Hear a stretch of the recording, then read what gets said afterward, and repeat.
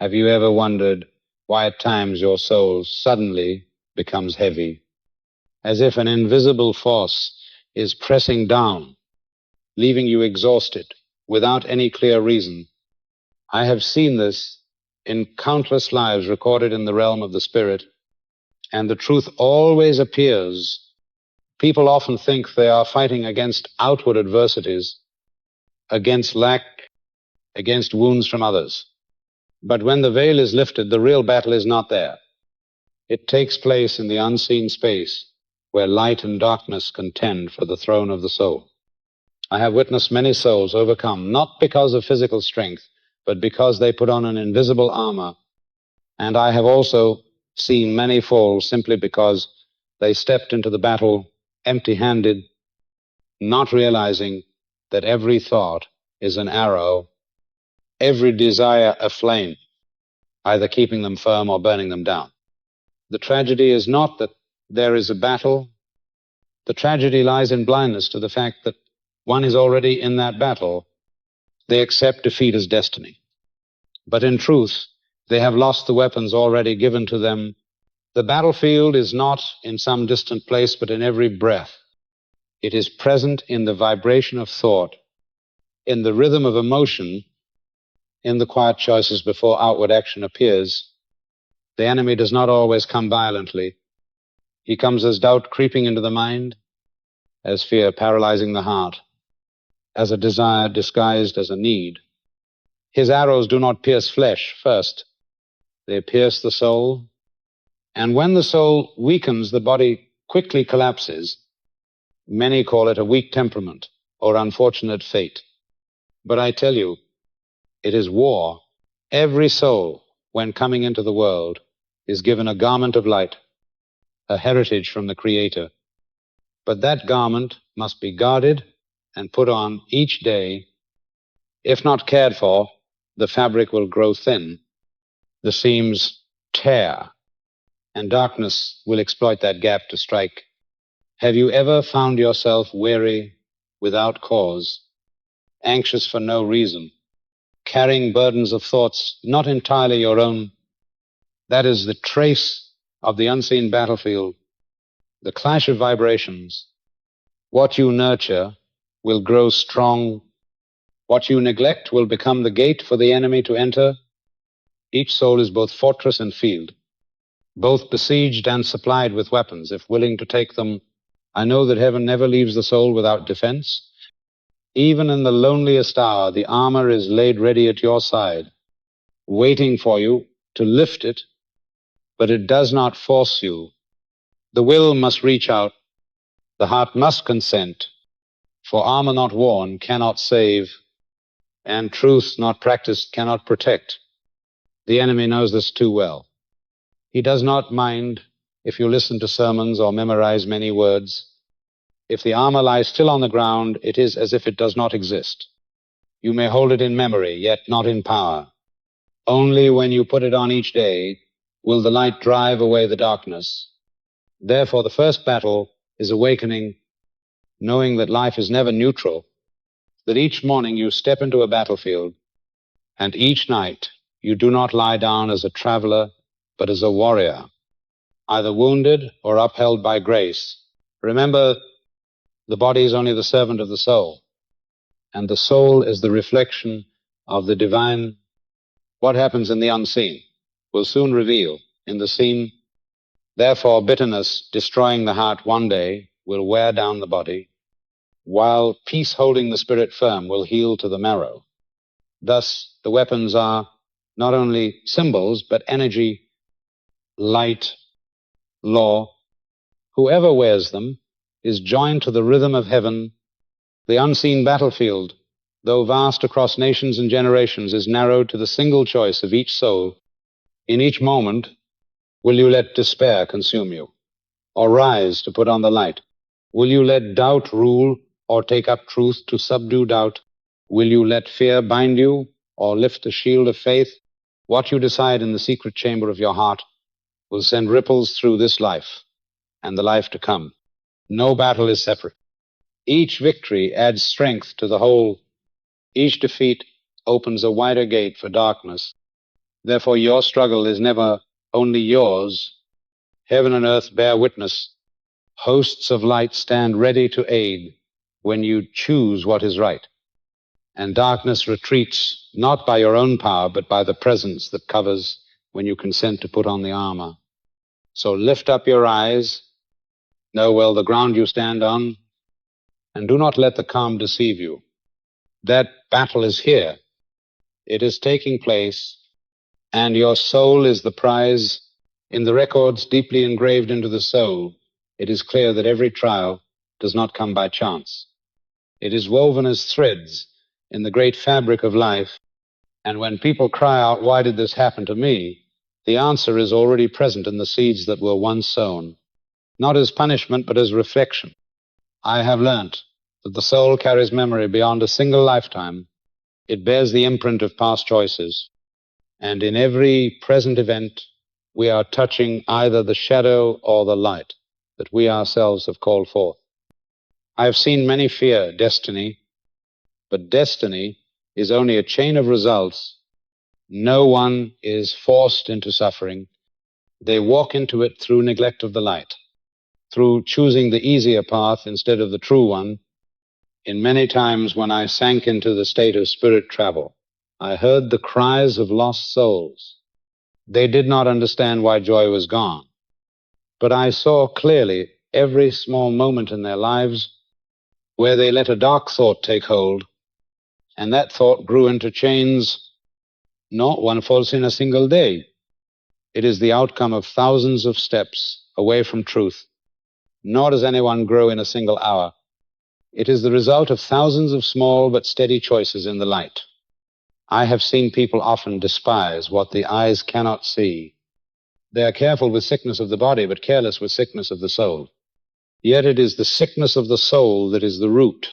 Bitterness, pride, fear, lust, all have form in the unseen world, and they drain life energy, causing the body to wear down quickly. I see the soul as a lamp. Its oil is love, its light is faith, and its wick is hope. When the oil runs dry, the light fades, darkness covers, but no one is condemned to stay there. There is always a hand stretched out to pour in new oil. The question is whether man will open the heart to receive. Many ask me why suffering continues, though they pray. I answer that prayer is not words. Prayer is a frequency. If the mouth pleads, but the heart is filled with doubt, then the vibration cannot connect to the source. When the soul agrees with the mouth, the prayer immediately opens the way. I once saw a poor man living in a small hut, yet the light of his soul shone to the realms. And I also saw a powerful man living in a castle, yet his soul was so dark it tormented itself. All does not depend on circumstance, but on inner choice. Many think they are victims of fate, but I tell you they hold the pen writing their own fate each day. What they think, feel, and do are lines inscribed on the unseen tablet. No one escapes this truth, and no one is locked into darkness if they choose the light. I have witnessed change in a single instant.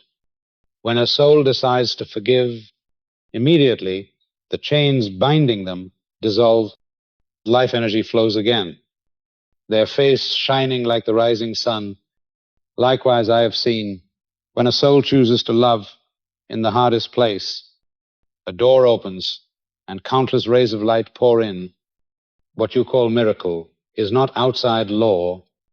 It is the manifestation of law. When, in harmony with the source, energy flows and transforms reality. I emphasize that greatness is not in grand visions, but in quiet actions. Keeping faithfulness in small things is laying the foundation stone for transformation. For life is a school, and the heart is the desk. Every wound is a lesson written in blood, but every lesson has the aim of restoring the soul to wholeness. I see clearly that even in the deepest darkness there is a small light, and if the soul turns toward that light, the darkness will gradually retreat. But if it turns away, the darkness devours. I have lived between two worlds. Seeing the unseen war, many deny, and I affirm that no one is innocent in neglect, for neglect gives darkness the right to rule. You ask me what is the secret to overcome. I answer simply, be faithful to the light you have received. Do not let reason or others quench it. Do not wait for great evidence. Begin with the small thing in your heart, for when you keep that flame, heaven will add more oil. And your light will guide not only yourself, but also those around you. I see clearly that any soul walking in the light, though tested, will not lose direction. And though it falls, it will rise again. For the light is not only guidance, but life itself. And any soul united with that life cannot be destroyed. That is the truth. I was entrusted to speak to you today. Many souls walk among the crowd, yet carry within them a subtle vibration that sets them apart, a frequency of light that clashes with the darkness surrounding them. And no matter how much they try to blend in, to laugh, converse, and mimic the patterns of others, the difference cannot be erased. It is not in personality or circumstance, but in the inherent resonance of the soul. And that resonance inevitably draws opposition, for light exposes darkness, and darkness cannot abide it. And therefore every shining soul experiences misunderstanding, criticism, and rejection, believing at times that these are personal failures.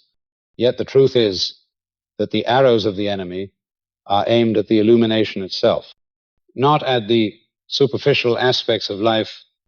And to understand this is to see that the discomfort of the crowd is a measure of one's authenticity. For those who hide their light to be accepted, stunt their own growth, their souls wither, and in the end they lose their true self, whereas those who maintain their brightness endure loneliness, loss, and mockery, yet their light only grows stronger, and even the crowd that once opposed them cannot help but acknowledge the radiance. Yet the crowd is fickle, today offering praise and tomorrow casting stones, today following and tomorrow abandoning, but the light remains steady, unwavering, for it does not depend on external validation, and the soul that aligns with this eternal source finds strength not in numbers but in harmony with the divine. And it is this courage to stand alone that marks the truest power, the kind that cannot be shaken by opposition or mass opinion. For fear of being different is the first arrow, the insidious whisper that tempts the soul to conform to Cayce illusions, to call black white and white black, to follow noise while ignoring the subtle call of the source. Yet the illuminated soul sees clearly, recognizing falsehood even when cleverly adorned, recognizing truth even when shrouded in mud, and for this reason it cannot merge into the flood of the crowd, and history bears witness to this pattern. For every soul who became a lamp for humanity, from prophets to sages, from martyrs to ordinary men and women who dared to uphold justice, faced opposition, mockery, rejection, even death. Yet the light they carried could not be extinguished, spreading beyond their lifetimes, compelling the world eventually to return to it. And in this perspective, loneliness is not failure, but an essential step. For only when the soul steps away from dissolving into the collective can it hear the subtle call of the source, discern the true path, and embrace itself fully. And many fear abandonment, yet being abandoned by the crowd is trivial compared to betraying one's own conscience. For the ephemeral praise of many is fragile, like morning dew, whereas the eternal light of the soul endures through all trials. And I have seen countless instances where souls paid a price to preserve their inner illumination, enduring pain, isolation, and scorn, yet emerging as forces of transformation, not only for themselves but for generations. And conversely, those who abandoned their light for acceptance vanished forgotten, leaving no mark, because they were echoes of others, their existence never fully realized, teaching that difference must be embraced, that truth must be held firmly, and that seeking safety in the crowd is folly, for the crowd has no foundation, while light is the only true anchor. And sometimes that anchor demands walking alone, yet walking alone in integrity surpasses walking among thousands in deceit. Understanding this liberates the soul from fear of isolation, revealing that loneliness is only an outer shell, for internally one is never truly alone, connected always to the infinite source. And though acceptance may be lost, the presence of the one who created the soul remains stronger than all praise or blame, and thus the arrows of the enemy aim to wound, to discourage, and to force conformity ultimately serve to illuminate the necessity of holding fast to the light, choosing truth over comfort, courage over approval, and recognizing that while the world may turn away, the inner flame cannot be quenched, standing as both shield and sword, and the soul that embraces this path finds enduring peace, unwavering strength, and eternal anchoring, for the crowd will fade, the voices will die, the arrows may strike, but the light within remains eternal. And in that light the soul discovers its unassailable place, firm in truth, radiant in purpose, and connected indelibly to the source of all that is.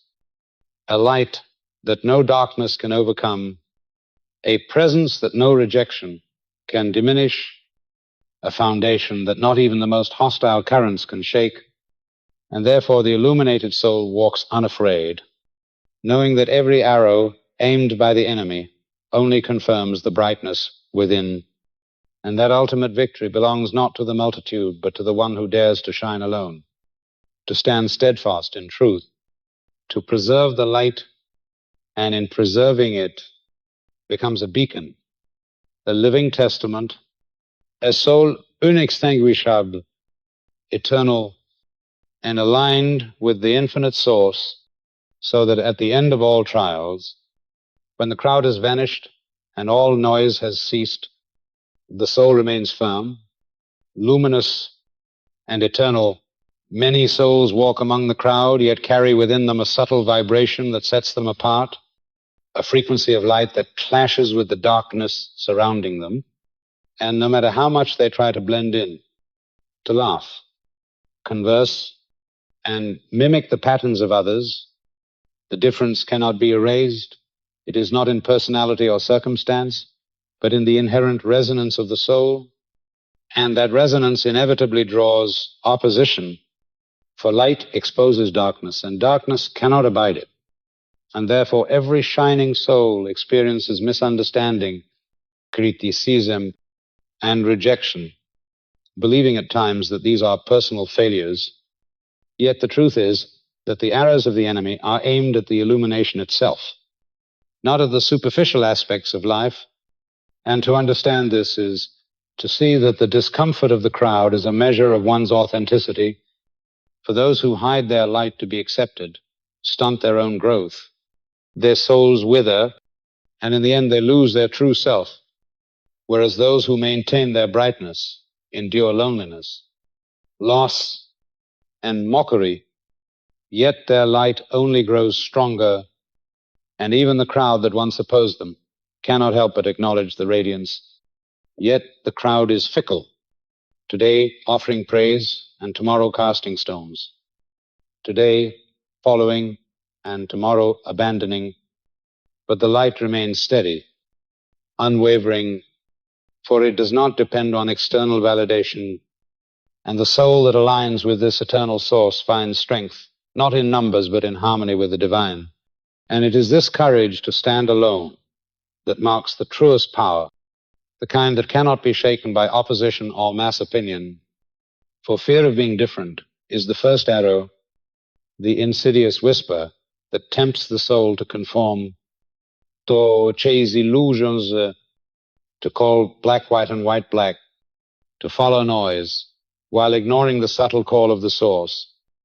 Yet the illuminated soul sees clearly, recognizing falsehood, even when cleverly adorned, recognizing truth, even when shrouded in mud, and for this reason it cannot merge into the flood of the crowd, and history bears witness to this pattern.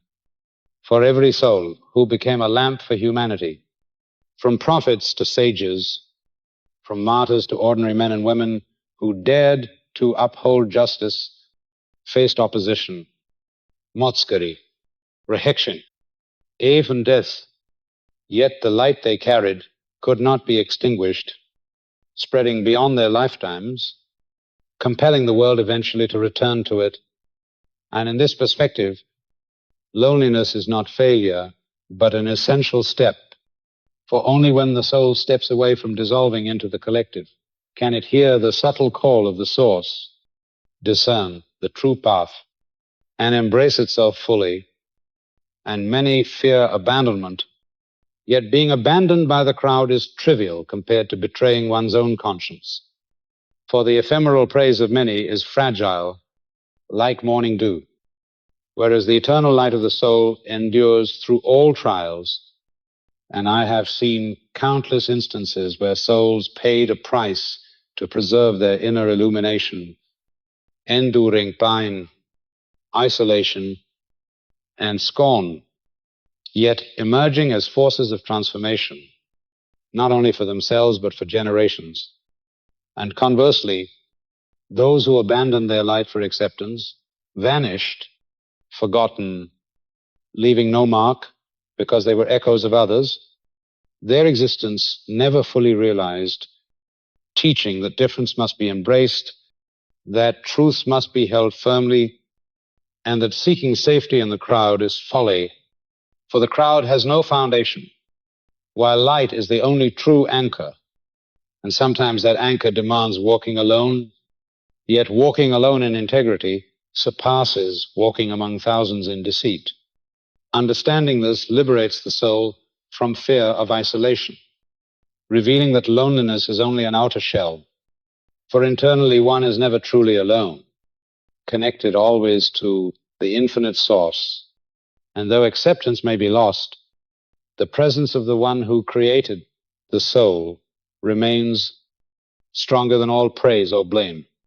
And thus the arrows of the enemy, aimed to wound, to discourage, and to force conformity, ultimately serve to illuminate the necessity of holding fast to the light, choosing truth over comfort, courage over approval, and recognizing that while the world may turn away, the inner flame cannot be quenched, standing as both shield and sword. And the soul that embraces this path finds enduring peace, unwavering strength, and eternal anchoring. For the crowd will fade, the voices will die, the arrows may strike, but the light within remains eternal. And in that light, the soul discovers its unassailable place, firm in truth, radiant in purpose, and connected indelibly to the source of all that is, a light that no darkness can overcome, a presence that no rejection can diminish, a foundation that not even the most hostile currents can shake, and therefore the illuminated soul walks unafraid, knowing that every arrow aimed by the enemy only confirms the brightness within, and that ultimate victory belongs not to the multitude, but to the one who dares to shine alone, to stand steadfast in truth, to preserve the light, and in preserving it becomes a beacon, a living testament, a soul inextinguishable, eternal, and aligned with the infinite source, so that at the end of all trials, when the crowd has vanished and all noise has ceased, the soul remains firm, luminous and eternal, the circle of light. Every soul is tested through the clash of frequencies. When light rises in a person, darkness around immediately seeks to cover it. This clash is not accidental, but a law, for where the vibration of heaven appears, The vibration of earth resists, and in that intersection the true nature of man is revealed. Some submit, some stand firm. All are measured not by words, but by the choices they keep when pressure weighs heavy. No one can avoid this clash, for the soul cannot live without emitting frequency, and that frequency either merges with darkness or collides with it. Neutrality is only an illusion. Once you cling to the light, you become different. That difference creates distance from the crowd, and that distance always disturbs those still asleep, for they cannot bear the presence of a soul that exposes the darkness in them. They will criticize Motsk, even exclude, but in truth they only react by the instinct of self-defense of the ego. The rejection they give you is not proof you are wrong, but proof that the light in you is alive. The pressure of the crowd, therefore, becomes a test to measure how much you cling to truth. Many fail, not because they lack light, but because they cannot bear opposition. They want light, but also acceptance. They want truth, but also safety. And in the end, they lose both. The soul cannot be divided. It either belongs to the light or dissolves into darkness. Any compromise is only a trap leading to destruction. The clash with the crowd is a mirror showing where you stand. If you are loved by all, if the crowd praises you, be cautious, for true light is rarely praised. It is often opposed, but if you are rejected, misunderstood, denied, know that you are walking the path of those who once lit up humanity. From ancient prophets, sages, messengers, they stood alone, endured stones, endured humiliation, but the light they carried could not be extinguished. It was the clash itself that made the light shine brighter, because its strength came not from favorable conditions, but from the ability to stand firm in adversity. So too with your soul. When the crowd does not understand, when family turns away, when you are seen as strange, that is, the moment you are called to dig deeper, no longer clinging to external recognition, but to the inner foundation where the light of the source dwells. The clash with the crowd, therefore, is not disaster, but opportunity. Opportunity to prove where you belong, opportunity for the light in you to be refined, and opportunity for you to become a lamp. For those seeking the way, do not think that all will oppose. There are still souls longing for light.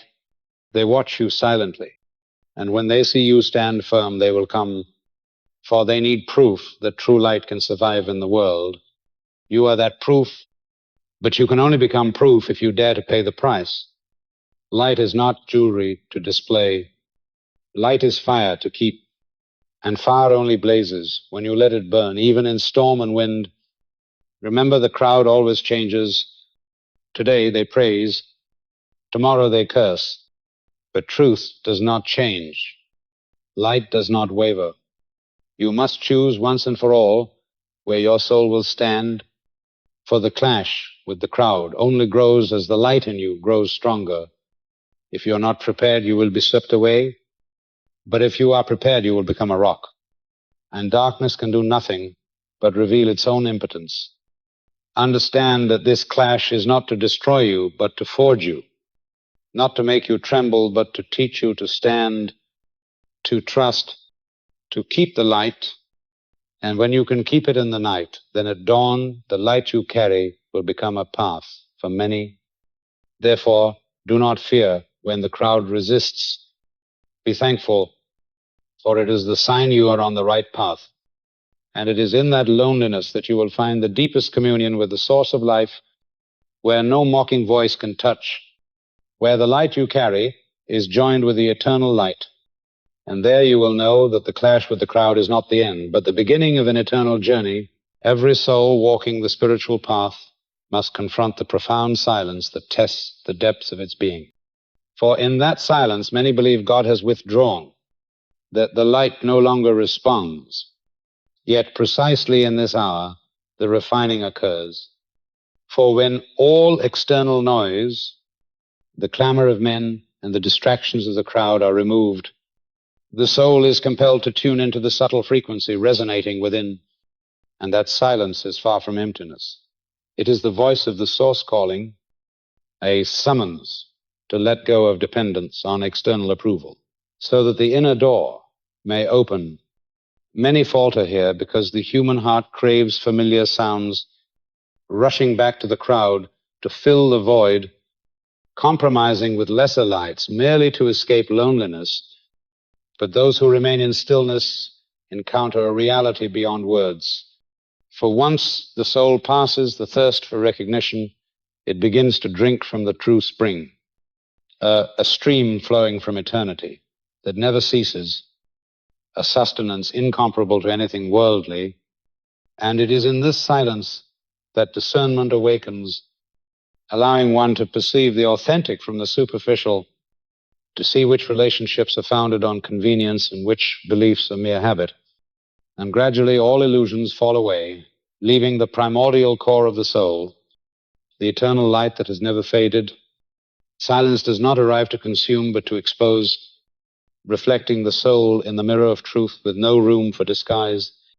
And though the sharpness of this revelation frightens many, it is the precise surgical knife of the spirit, excising what is diseased, for only by surrendering to this illumination can true healing occur, and silence thus becomes the school of inner life, where progress is measured not by public recognition, but by the urging of the source, where one learns to trust in unseen light, to walk paths not yet visible, to stand firm when all else falters, and that faith becomes the wings lifting the soul through every shadow.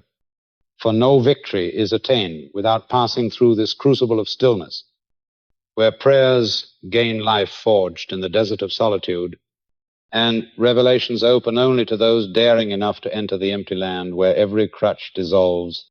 And in that emptiness, the light engraves indelible truth upon the soul, affirming that one is never truly alone, that the stream of life continues without interruption, and that darkness only holds power when surrendered, but standing still in the light dissolves all shadows, transforming silence from absence into the deepest presence, the whisper of eternity, the breath of the one who fashioned all things, the small flame glowing steadily in the night.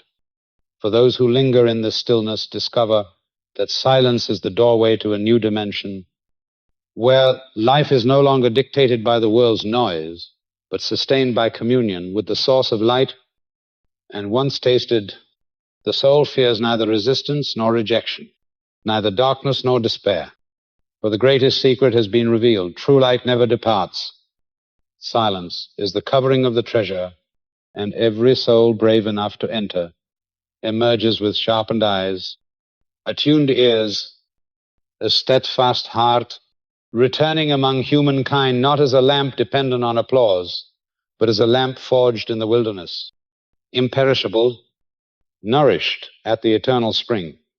And each piece of prophetic armor, helmet, belt, shield, and breastplate takes on deeper meaning. For the helmet guards the mind awakened in silence. The belt secures the loins with unwavering faith. The shield intercepts doubts and assaults with discernment born from solitude. And the breastplate protects the heart refined by the encounter with truth, so that each fragment of armor reflects a step in the soul's passage through trials, through stillness and revelation. And those who wear it are not merely defended against outer conflict, but transformed inwardly, armored in light, fortified with clarity, and prepared to walk again among men as living testament to the power of enduring the silence, carrying the eternal source within, a lamp that nothing can extinguish, a life fully anchored in the unfailing stream of divine light, unshakable, luminous, and eternal. On every spiritual journey, there always comes the moment when the soul must face the weight of unhealed wounds, buried memories, mistakes thought to be forgotten, yet silently gnawing from within. And it is precisely when the light shines deep into that darkness that the truth is revealed. The soul cannot walk further unless it allows healing to come. Many wish to move forward, yet still cling to bitterness, still feed hatred, still condemn themselves for past sins. They think they can continue by sheer willpower, but in the end, they remain stuck. For no wound disappears on its own. Only when the light touches does the darkness dissolve, and that touch always carries pain, like an old wound being opened to be cleansed. Yet that very pain is the beginning of freedom. No one is healed without walking through the pain of facing themselves. The truth may cut like a sharp blade, yet it is the surgical knife that removes the rot so that life may return. Healing, therefore, is not forgetting, but confronting, not erasing memory, but transforming it so that from the place once filled with pain, a new stream may flow. In that stream, the soul learns mercy, learns to see itself and others with widened eyes, no longer imprisoning anyone in the jail of the past. Many fear healing because they think it means loss. But in reality, it is an exchange, giving up darkness to receive light, giving up chains to receive freedom, giving up tears to receive joy. And unless the soul is willing to give it, will remain bound. In the spiritual dimension, healing is not limited to the body, but deeper in the heart. For every true sickness begins within. Long-nurtured resentment crystallizes into decay. Persistent fear becomes a cloak of shadow. Lies devour themselves in layers of disguise. Yet when the true light touches, all that is hidden must be exposed, and then the soul stands before two choices: either cling to the darkness and continue in misery, or surrender to the light and be renewed. Healing rarely happens in a sudden, dazzling miracle for display. More often it unfolds quietly, like a seed sprouting underground. Day by day the wound closes, trust slowly returns, the hardened heart begins to soften, and little by little life returns. Patience, therefore, becomes the key. Those who want to escape pain instantly are often disappointed. But those who remain patient and faithful in the light will see great transformation. For healing is never only for the individual, but for the flow around them. A healed soul becomes a fresh stream for other souls. The energy released no longer carries the scent of death, but the fragrance of life. And in this way, healing becomes contagious, spreading life to the community. Understand that no one is too far gone to be healed, no wound too deep for the light to reach. The only condition is openness, the courage to admit the need for light, for pride is always the enemy of healing. It shuts the soul and makes it bleed silently. But when the door of humility opens, the light rushes in and transformation begins. Many ask how to know if they are truly healed. The answer is found when the heart no longer reacts with bitterness or hatred upon recalling the past. The memory remains, yet it becomes a witness of grace, no longer a chain. True healing leaves the imprint of peace, of unspeakable relief, of a quiet, enduring joy. From then on, the soul is no longer driven by darkness, but becomes a channel of light.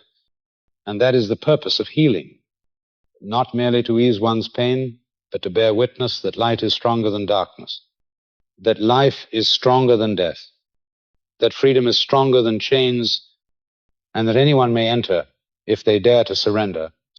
Therefore, do not fear when the light awakens old wounds. Do not fear when forgotten pain rises again, for that is the sign healing is near. Let the light do its work. Let truth cut away every disguise. Let love cover every bleeding place. For in the end, what awaits is not prolonged pain, but the freedom the soul has always longed for. And in that freedom, you will know the true meaning of life. When the soul begins to hunger for a redeemer, an immediate battle stirs. For the flicker of light summons the opposition of darkness, and the voices that assail the spirit are not merely human, but reverberations of unseen powers, intent on extinguishing the nascent flame. They come cloaked in accusations, sharp arguments, the weight of tradition, and the authority of life experience, all woven into a dense net that threatens to entangle the trembling soul. And those once thought allies transform into questioners, pressing for confessions of sins never committed, invoking logic and memory to drive the spirit down into shame, while deeper whispers of darkness insist that the soul is unworthy, that every effort to rise is futile, that suffering has sealed its fate, and in that oppressive weight the spirit feels crushed. Every accusation, a stone piled to suffocation. Yet within that trial a greater reality emerges, revealing that these attacks are not the voice of truth, but the reaction of darkness to light. And the fiercer the onslaught, the clearer the evidence that the soul has begun to break chains.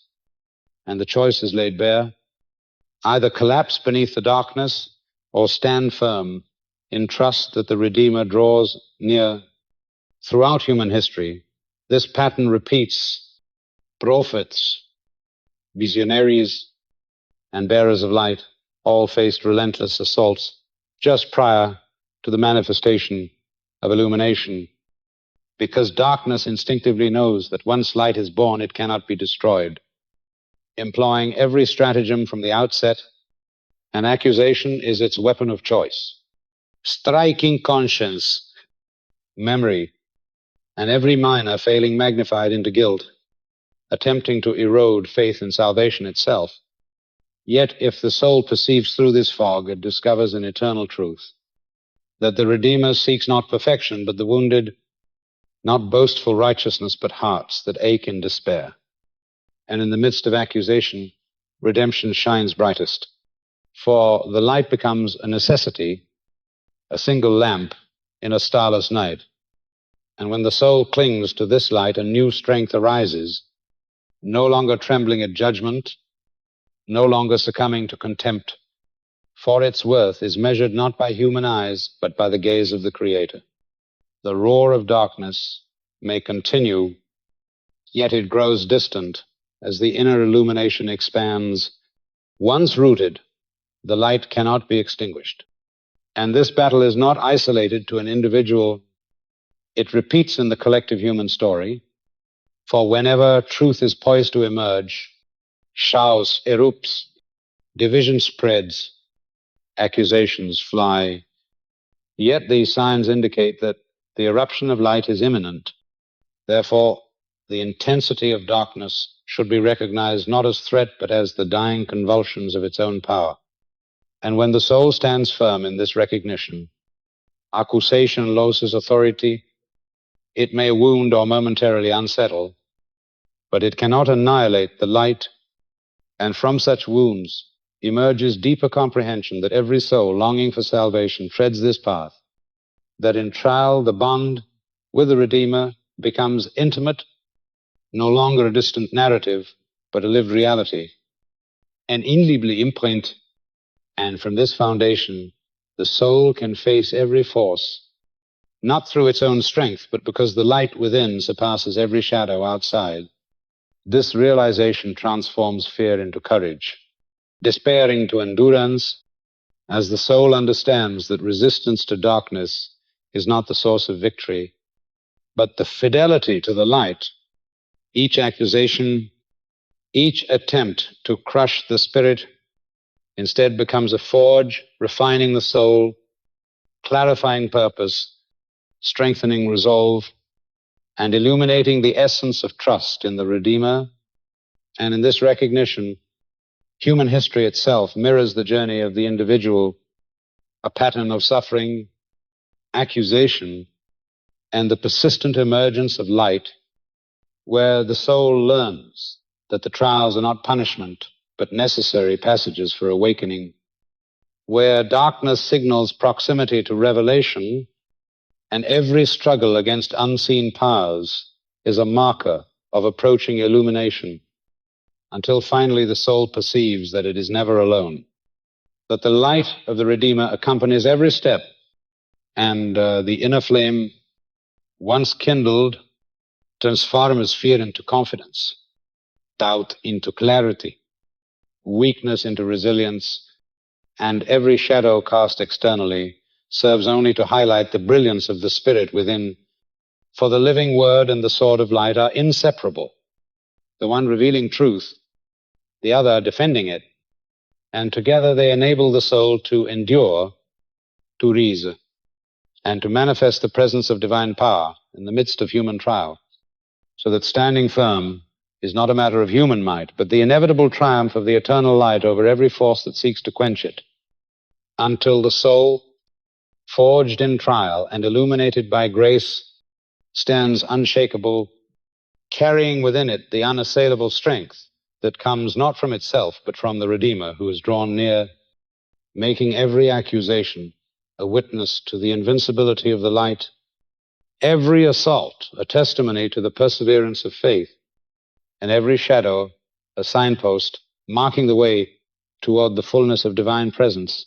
Prayer is not a ritual of rote repetition, but the very breath of the soul, as essential as air to the body, for without it the spirit languishes, unable to sustain its connection to the infinite.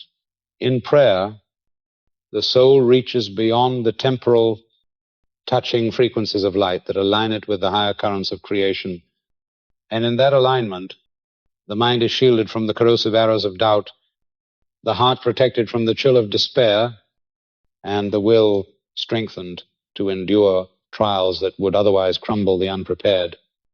For prayer is not a simple act of speaking, but a profound vibration that resonates with the unseen architecture of the universe.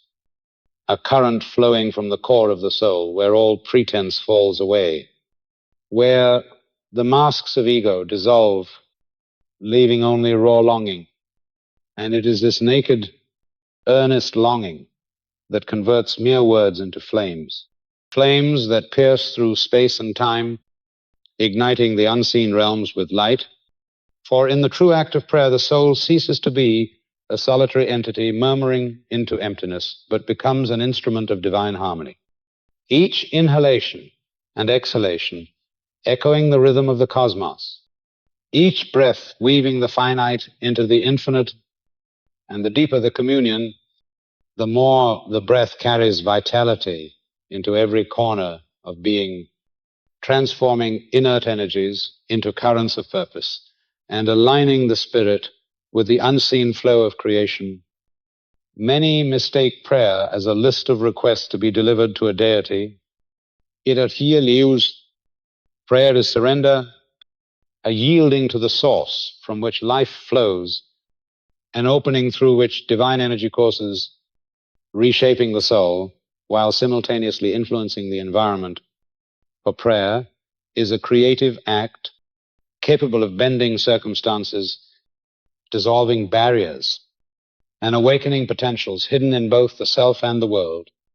And it requires no physical locus, no grand altar, no precise moment, for the soul may pray in the silence of midnight, in the clamor of crowds, in the joy of triumph, or the tears of grief. And the efficacy of prayer is never measured by volume or eloquence, but by sincerity, by the depth of heart that dares to reach beyond, for even the frailest, simplest utterance touches the higher realms, and the power is inherent not in human skill, but in the purity of intent. When the soul learns to breathe in prayer as naturally as it breathes in air, a divine presence envelops every action, every thought, transforming fragmented consciousness into continuous life. As lungs sustain the body, prayer sustains the spirit, weaving an invisible armor of light that no darkness can penetrate, no unseen adversary can breach. And within that armor, the flame of spirit burns with a self-sustaining radiance, a flame that no storm can extinguish, knowing that true prayer reshapes not only outer circumstances, but the very essence of the soul, severing chains that bind healing wounds that fester, aligning energies that were tangled, and in this alignment, clarity emerges, opening the soul to greater revelation. For prayer is ascent, each word lifting the soul closer to light, step by step, breath by breath, until it nears full resonance with divine presence, and no communion can occur without it. For prayer is the bridge to eternity, the rhythm that sustains spiritual life, and a soul that abandons this breath withers, starved of vitality, yet the soul that perseveres in true prayer remains resilient, even as the body falters. Steadfast, when the world convulses, its roots anchored not in transient earth, but in eternal heaven. And thus prayer transcends words, becoming life itself, armor against all harm, a ceaseless rhythm that unites the finite with the infinite, the temporal with the eternal, the seen with the unseen, for in every authentic breath of prayer, the soul is renewed, fortified, and drawn into the inexhaustible flow of divine life, where every inhalation gathers light and every exhalation radiates it into the universe, transforming existence itself into a living hymn, an unbroken current of sacred energy. And in this sacred current, the soul discovers not only protection but empowerment, not only connection but creation. For to pray is to align with the highest frequencies, to participate in the unfolding of divine will, to weave the invisible threads that bind heaven and earth, spirit and matter. And the soul that breathes in this manner becomes a beacon, a living testament to the power of prayer, capable of transcending limitation, of inspiring life, and of manifesting the eternal in every moment, so that the rhythm of prayer, once mastered and lived, becomes inseparable from existence itself, a perpetual armor, a vital force and the breath of the soul that carries it ever forward into the limitless realms of light. Every battle waged in the world outside is merely a shadow of the true conflict that unfolds within the mind, for thought is the gateway to the soul, the hidden architect shaping actions, emotions, and ultimately the trajectory of one's destiny. If the mind is clouded with fear, doubt, or resentment, even a soul that longs for light will be dragged backward into confusion and despair.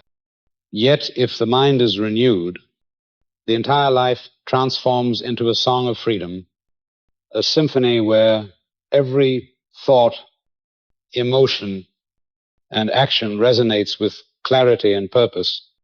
And this is why the renewal of the mind is the foundation of all genuine transformation. For many expend energy attempting to change circumstances, relationships, or the world around them, unaware that the root of change lies not externally, but within. In the patterns of thought that condition perception and behavior, no one can enter a new reality with the old mind intact. For old thoughts are like bars of a cage, imprisoning the soul and obscuring the light that longs to shine. And only when these walls are broken can true freedom emerge. Yet renewal is not the accumulation of information or clever ideas. It is a fundamental shift in frequency, moving from fear to trust, from bitterness to forgiveness, from the turbulence of doubt to the steady rhythm of peace. And when this shift occurs, it is not isolated to the mind alone, for the mind is the bridge connecting body and soul. And when it is illumined, the body receives vitality, the soul awakens, and the whole being comes into alignment. A harmony that echoes the truth that mind, body, and soul are streams flowing from a single source. And when these streams unite in light, the frequency that emerges is the frequency of Christ, a vibration of eternal peace and radiant power, one that transforms every space you inhabit, drawing others into profound rest simply through your presence. For a renewed mind does not live selfishly, but touches every soul it encounters. Yet achieving this renewal requires courage, for the mind clings tenaciously to familiar grooves etched over years, and breaking these patterns demands stepping into the void, a void that can feel disorienting and frightening, but only by embracing this emptiness can the frequency be recalibrated. And a mind renewed in this way no longer reacts according to the flesh, but resonates according to the spirit. No longer follows fear, but allows truth to illuminate every step, giving rise to a life unshaken even amid storms, rooted firmly in the eternal current. And one must remember that every transformation begins internally, for healing the body begins with the mind, breaking the chains of sin begins in thought, walking into freedom begins by letting the mind dwell in light. For it is within thought that seeds of illumination are sown, and when these seeds take root, they extend outward, transforming body, soul, and the entirety of life. And this is not theoretical, but witnessed in the experience of countless souls who once languished in darkness, doubt, and despair, yet emerged as new beings when their minds were flooded with light. And the echo of that renewal does not cease in one lifetime, but resonates into eternity. For the frequency of Christ is everlasting, an eternal melody that those who merge with it carry forever. And so the final battlefield is not external, but internal, a quiet and persistent struggle for the mind. For if darkness occupies thoughts, every effort collapses. But if the mind is renewed in light, every other aspect of life realigns. And this renewal is not a singular event, but a continuous, deliberate process, a daily, hourly commitment to let the mind vibrate with the frequency of light, step by step, attuning to the source of life, until the body, soul, and mind become a unified instrument, singing in harmony with the eternal vibration of Christ, bringing not only personal peace, but a radiant influence to all surroundings. And the soul that embraces this path discovers that freedom, strength, and clarity are inseparable from the renewed mind, that every challenge becomes an opportunity to apply light, that every thought, every choice is a note in the greater symphony of life, and that in this alignment, the soul experiences the fullness it has sought since inception, a fullness that is not momentary but enduring, an ongoing resonance with the source from which all creation flows. And thus the renewal of the mind is both the journey and the destination, the key to liberation, the mechanism by which light penetrates darkness, the force by which the soul aligns with eternal truth, and the gateway through which the eternal frequency of Christ transforms not only the individual, but all that touches their life, until finally the mind, body, and soul no longer struggle separately, but move as one, a living testimony to the power of internal transformation, a radiant vessel through which the eternal song of life flows, a soul fully awake, fully attuned, fully free, standing in harmony with the eternal light that has always been its source. The culmination of every step, every prayer, every struggle, every surrender, a complete renewal that is at once personal, universal, and eternal. For when the mind is renewed, everything else follows. The chains fall away. The body heals. The soul awakens. Relationships transform. Circumstances shift. And life itself becomes an unbroken melody of freedom, joy, and divine alignment, echoing the frequency of Christ into every corner of existence, until the soul itself becomes a living resonance of that eternal light, unshakable, radiant, and fully alive